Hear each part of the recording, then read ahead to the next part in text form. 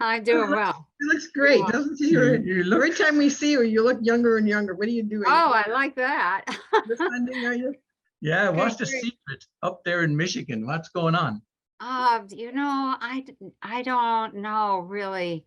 A lot of people lately have said, are you getting younger? And I'm like, according to my birth date, 1948, no, I haven't. But I think it's a combination of things. Some Yes. of it is, my diet, and some of it is the supplements I take, and some of it is the water. If you don't drink water, you're going to dry out like an old sponge. And that's probably, I'm going to say 75% of aging is getting dried out.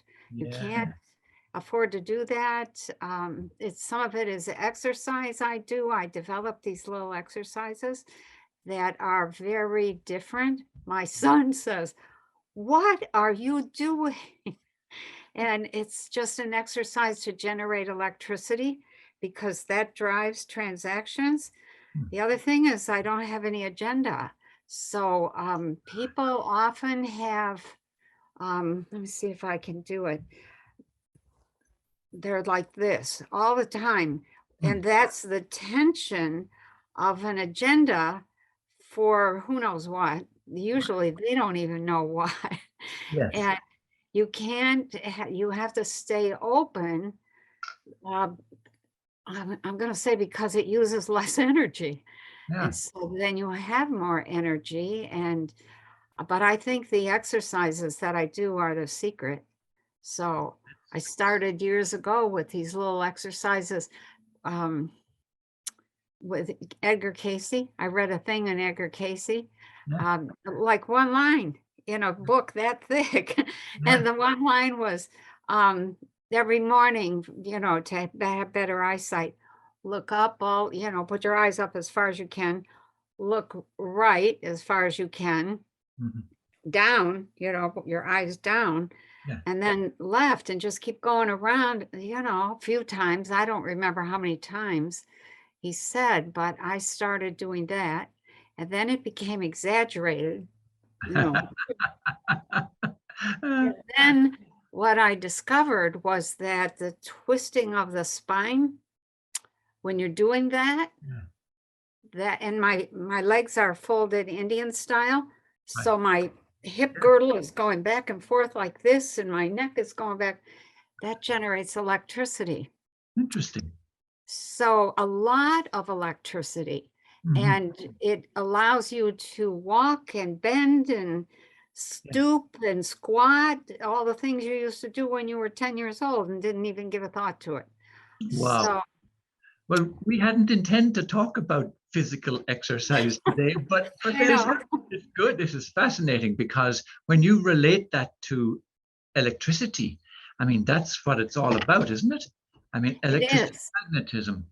Yeah, if you don't have enough power, electricity of power to Yes. drive your chemical transactions, Yeah.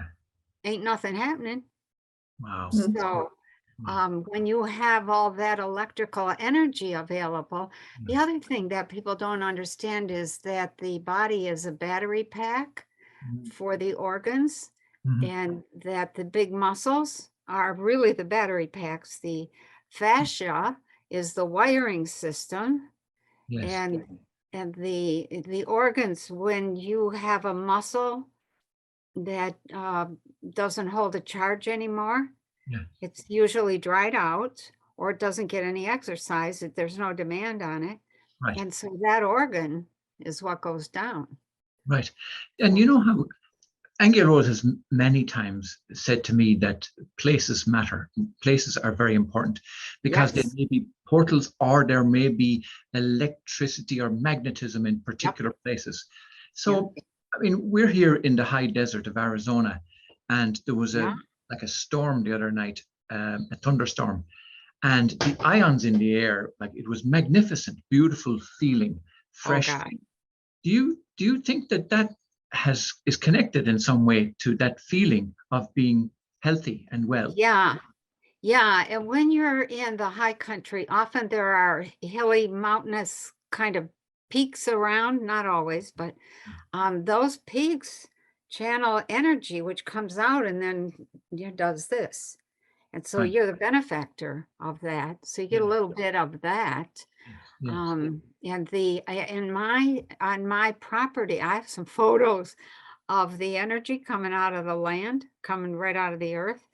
Yes. My kitchen, the main kitchen in the back, is overhanging or is built over some spot that emits this huge blue light. It's really pretty amazing.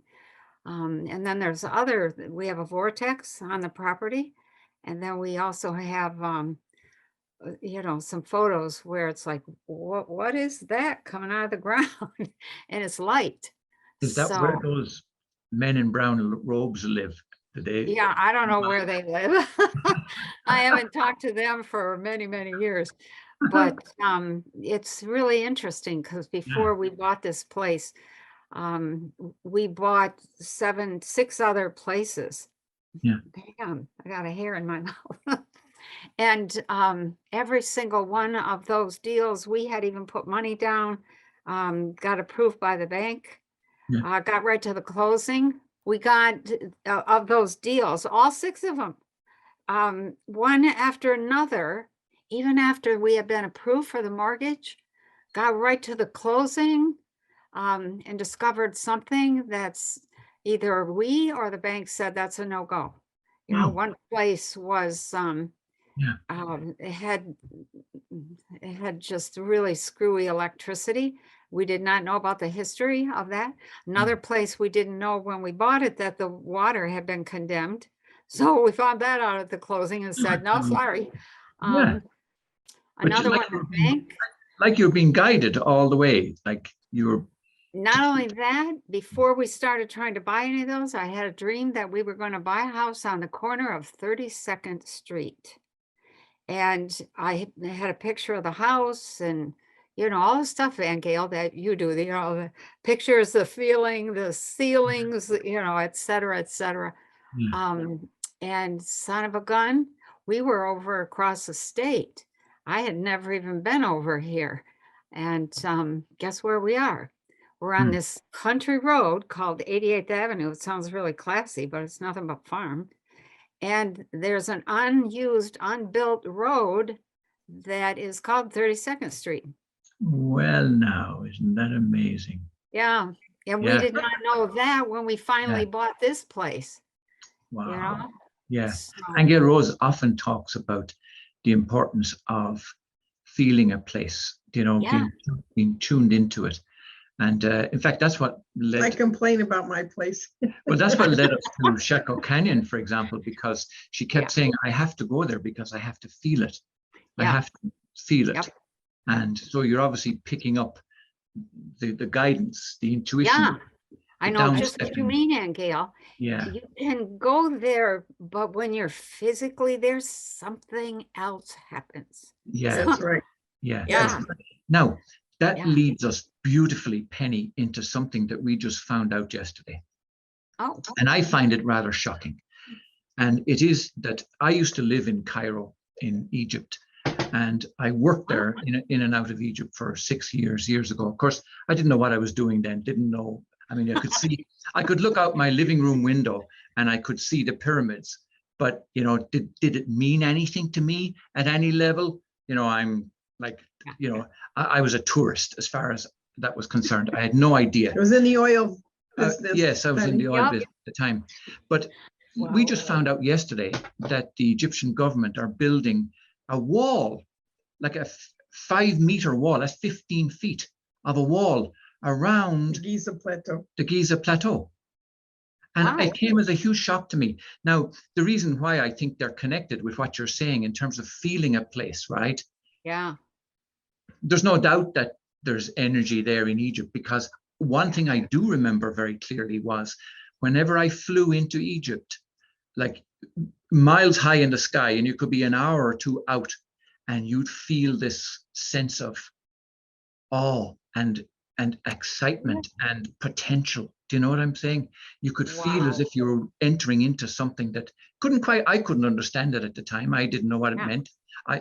But But my point is, if they're walling that off, like, I wonder what their deal is. Why are they walling it off? What's the intention? And that will prevent people from feeling it. I think, wasn't there something else you mentioned that? Yeah, because they're also building a digital museum, Yes. which means you could view the pyramids digitally. So our thought is, are they intending to close that off to the public now? Yeah. And For I some think reason, they probably are. They are. Yeah. There are some things that have been discovered underneath the Sphinx, and I have had this perception for a while that they are, how do I say, itching Yeah. to get in there and not have to Yeah. be working around the public or worrying about the public finding out what they're doing. So the wall, if it's not a see-through wall, would No. be It's not. very effective. Yeah. Yeah. it looks like a big concrete wall. It's concrete up so high, and then maybe 4 meters of concrete, and then the last bit is fencing. So like it's 5 meters in total, Wow. and it's covering a wide perimeter, like, so people won't be able to get into it from a long way around. You know, Wow. there'll be one entrance in for the public, and If they allow the public in. yeah, I'm finding it very curious, because there's no doubt, in terms of the feeling from places and the energetic, I mean, the energetic alignment of those pyramids in the first place, as you well know, I mean, is amazing, and they were set there for a particular reason. So Yeah. what would be the agenda in doing something like that? I can think of at least a couple, you know.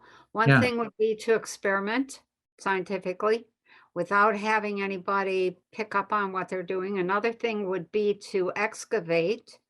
Right. The excavation would be, they probably have discovered some more of the tablets that Right. they have already, hauled out of there. Yeah. I don't know that they took everything out, but they took some things out. Maybe they want to get the rest. Mhm. They also may have discovered, there's an old story, I don't know where I read this, it's been a while, but that the underneath the pyramid was a city that people went to during the last big nova disruption Yes. and flood, Yeah. and maybe they're going to try and fix that up so they got somewhere to run to in the Right. next one. Yeah. So Yeah. yeah, Interesting. Well, yeah. speaking about intuition, you're guiding us intuitively to ask these questions, because another thing that we were inquiring about over the last little while is supernova. In fact, micronova. Yeah, we're publishing. Micro. Very good, Aingeal. That's right. No, thank you for correcting me there. We're publishing a book for a man he's in his 80s, and he's very, very clued in as to what's going on. About him. Remember, you wanted them to read Yeah, I started reading his book. Right. He sent Alan it in. Hart. Yeah. Yeah. Now, for a man that age, he's very clear-headed, very mentally astute. There's no question about it, and very psychologically and gosh. He just wrote another one that he wants us to publish called "The Train Has Left the Tracks." Oh, the train is on the tracks. Oh, the train is on the tracks? Oh. I guess that makes a big difference. It does make a big difference. A little bit. Yeah, but his point is that we haven't read his second one, though. No, but I mean, in terms of what he has sent us so far, like this, to summarize it, he's talking about micronova affecting this planet much like it did millions of years ago, and that it's imminent. And I don't know what your thinking is on that. Well, we need to start our show then, because that's part of our questions. We already have started our show. Oh, we have. We're on. We can start right now. No, we're in it. We can start in the middle. Okay, Penny. So, like, we want to know, what's the difference between a supernova and a micronova? The big difference is that if it's a supernova, it blows the star apart, and it just becomes dust and gases and etc. A micronova is kind of like a sneeze. The star has a discharge, but it's not enough to blow the star apart. The thing Right. that I think is really important for people to understand is that every star has a different schedule for its novas. Right. Most stars will micronova on a regular schedule. Some do that every 4 years, every 12 years, every 22 or 3 years. Our star does that every 12,000 years, a big micronova, but it has smaller versions Mm. at the 3,000 year, 6,000, um, you know, 9 and 12. Okay. And So we're so talking about the sun, is that right? we're talking about the sun. That's our star. Yeah. And it's an electric universe, and the sun is an electrical body. It's just an amazing body. It's so intelligent as well. Mm. And so when it has a micronova, the smaller ones generate things, big disruptions, okay?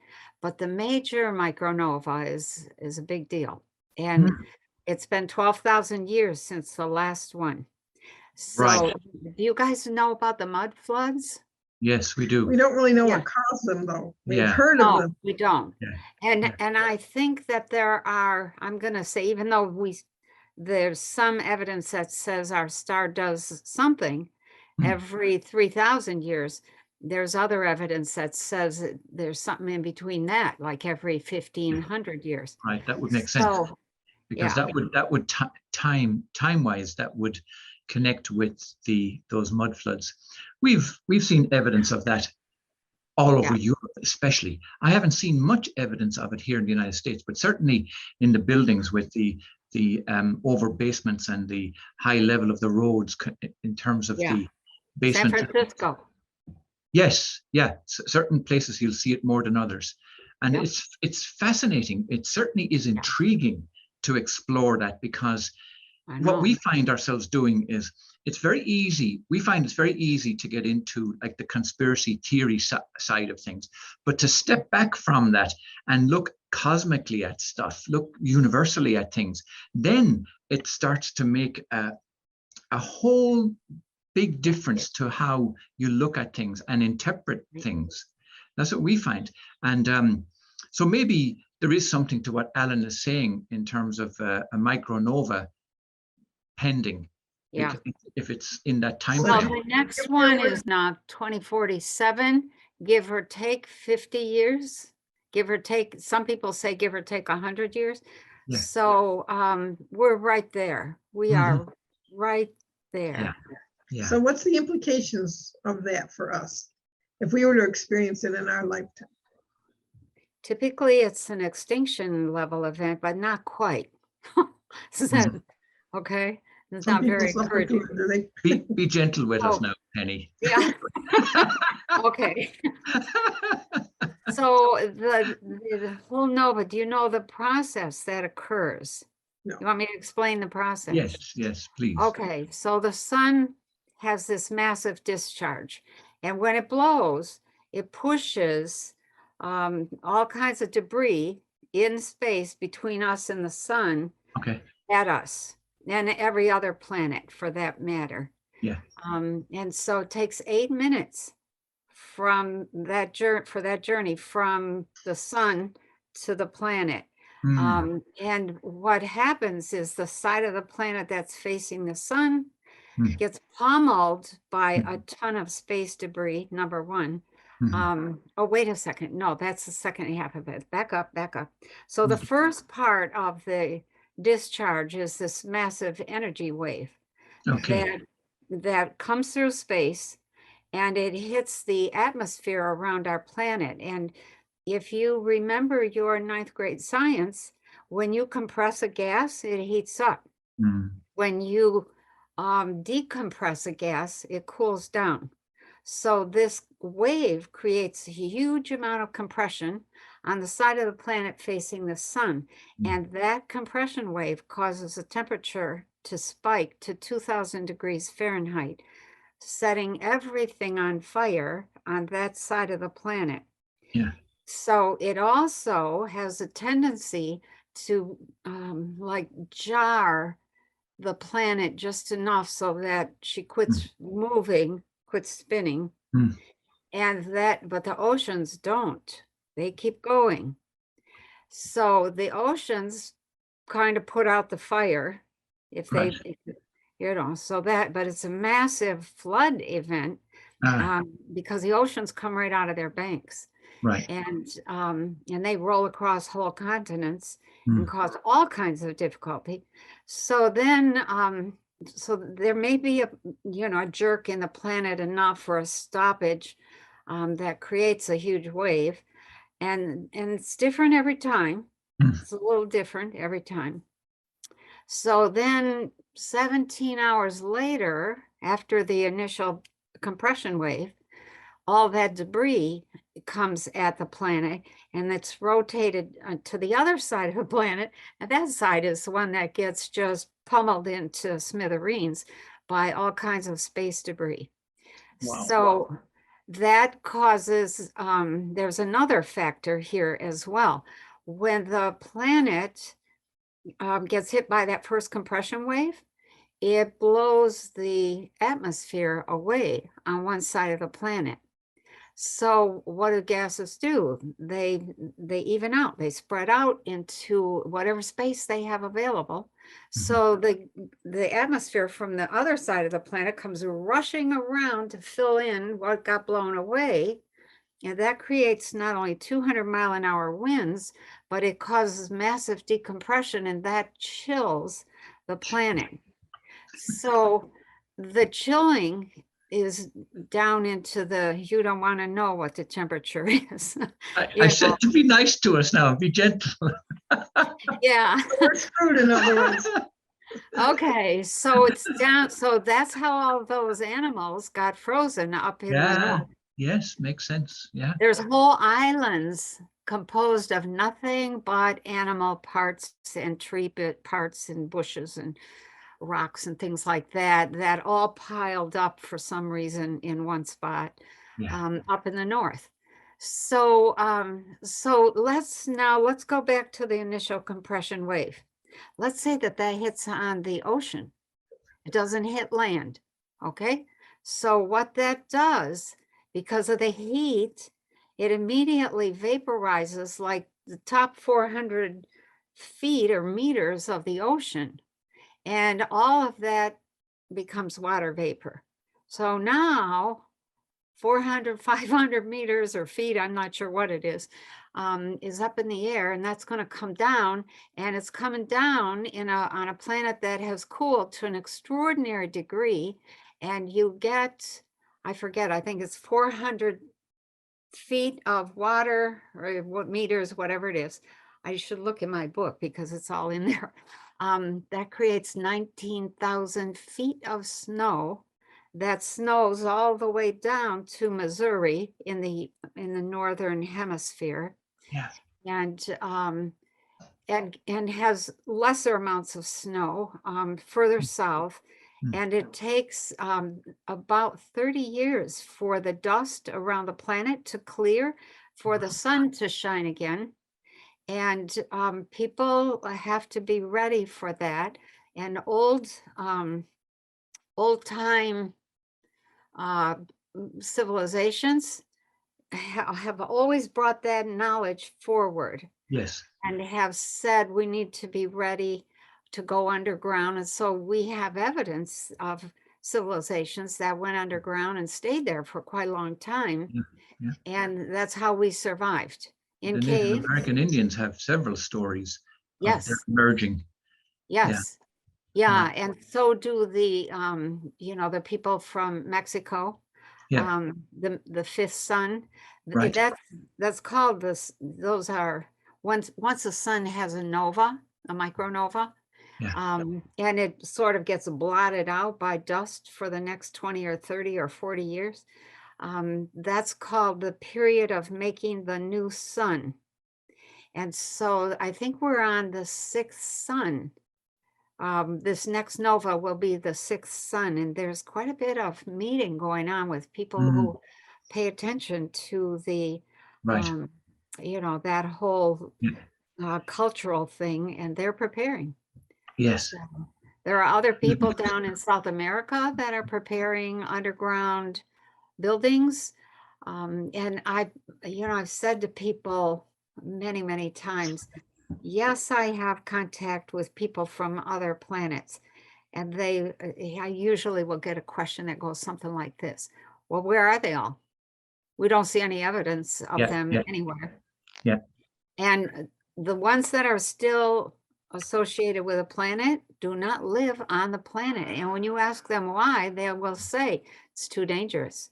You get Yeah. wiped out regularly. Yeah. And so those that are in big ships, Yeah. I mean, these are massive, thousands, even 10,000s of people on board those big ships, motherships. Right. They have mapped stars all over the cosmos. They know what the schedules are. Right. I think that's part of the reason they're paying attention to us very carefully, Yeah. because they know that that's due, that Yeah. micronova is Yeah. due, and they Yeah. want to be of service. Hope you enjoyed that discussion with Penny. Do leave your comments below and we will respond. Thank you very much. You can subscribe on iTunes, Stitcher Radio, and on our website at worldofempowerment.com. Don't miss an episode. Hit the subscribe button now.